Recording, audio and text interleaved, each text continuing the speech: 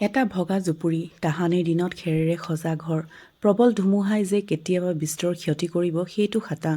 ঘৰৰ গৰাকী ৰুদ্ৰ, কিন্তু সি এতিয়া পাগল। সেই জুপুৰিটোতে সি বাস কৰে। 5 বছৰীয়া সন্তান এটি আছে তাৰ, নাজানে সি পুত্ৰ স্নেহ। তাৰ দূৰ সম্পৰ্কীয় মদনৰ ঘৰত থাকে ল'ৰাটো। সিহঁতৰ বিয়াৰ পাছো কোনো সন্তান নাছিলে, সেয়েহে ৰুদ্ৰৰ ল'ৰাটো সিহঁতে তুলি লৈছে। নহ'লে ল'ৰাটোৰ ভৱিষ্যত অন্ধকাৰ আছিলে। হয়তো পেটৰ ভোকতেই তাৰ মৃত্যু হ'লগৈ। পাগল দেউতাকে তাৰ দায়িত্ব কেনেকৈ ল'লে হয়। কিন্তু ৰুদ্ৰৰ পত্নী বিধাতাই কি লিখে কোনেনো জানে। কেতিয়াই মৃত্যুৱে হাত বাউলি মাতে। বহু বছৰ আগতে এবাৰ মধুপুৰ গাঁৱত কলেৰা বেমাৰ আহিছিলে। সেই বেমাৰত গাঁৱৰ প্ৰায় মানুহৰে মৃত্যু হৈছিল। কাৰণ তেতিয়া আজিৰ দৰে ইমান উন্নত নাছিল। সেই কলেৰা ৰোগত ববিতাৰ পিতৃ-মাতৃ দুয়োকে হেৰাইছিল। কিন্তু তাইৰ লগত ৰৈ গৈছিল তাইৰ একমাত্ৰ ভাতৃ ৰাজু। তাই জীৱনত সংগ্ৰামৰ লগত যুদ্ধ কৰিব পৰা হ'ল। কণমানি ভাতৃক কোচত লৈ মানুহৰ ঘৰে ঘৰে কাম কৰি ঘূৰিলে ববিতাই। সময়বোৰ গৈয়ে থাকিল। সিহঁতৰ ঘৰখনত যেন যম ৰজাৰ আদেশ এতিয়াও বাকীয়ে আছিলে। অইন দিনাৰ দৰে তাই সেইদিনাও ভায়েকক লগত লৈ চহৰৰ অভিজাত্য মানুহৰ এঘৰৰ তাত কাম কৰিব গ'ল। তাই সামান্য কাম কৰা ছোৱালী, গতিকে তাইৰ কণমানি ভাতৃক জানো কোনোবাই মন কাণ দিব। সি দৌৰি ৰাস্তাৰ ফালে ওলাই আহিছিলে। বা মৰিলো, এটি বিকট চিঞৰ, মানুহৰ হোৱা দোৱা, কৰুণ দৃশ্য এটি। তেজেৰে লুতুৰি পুতুৰি হৈ পৰি আছে ৰাজু। দুখীয়াৰ সন্তান কাৰণে হয়তো মানুহবোৰে চাই আছে, কিন্তু কোনেও তাক স্পৰ্শ কৰা নাই।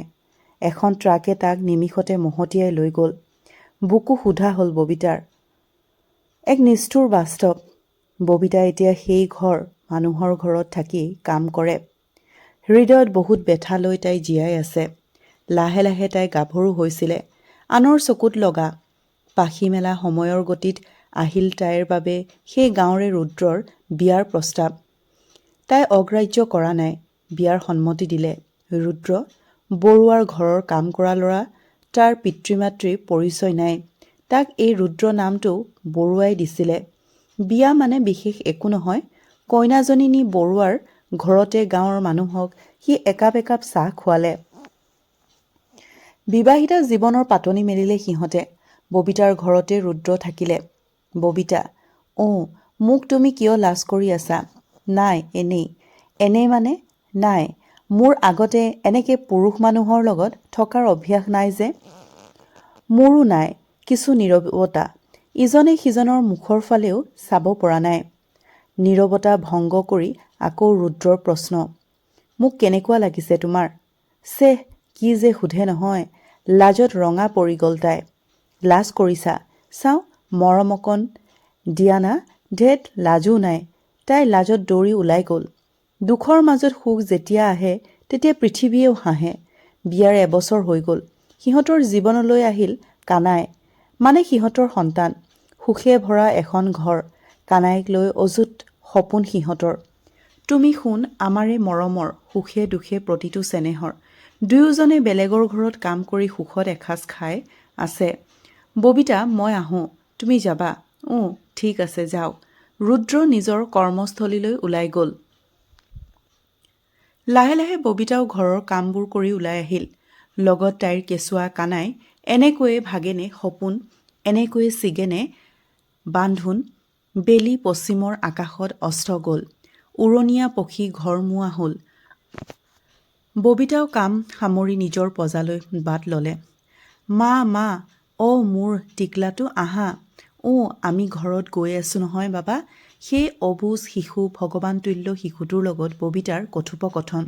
সিহঁতৰ গাঁৱৰ দিগাৰু নৈৰ ওপৰত দলং নোহোৱা হেতুকে তাই সদায় সাঁকোৰেই পাৰ হ'ব লাগে।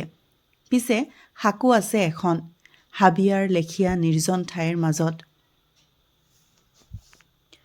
তাই অইন দিনাৰ দৰে নিৰ্ভয়ে আহি থাকিল। কিন্তু তাতেই ৰৈ আছিলে যৌৱনৰ ভোক গুচাবৰ বাবে দুটা পাষণ্ড।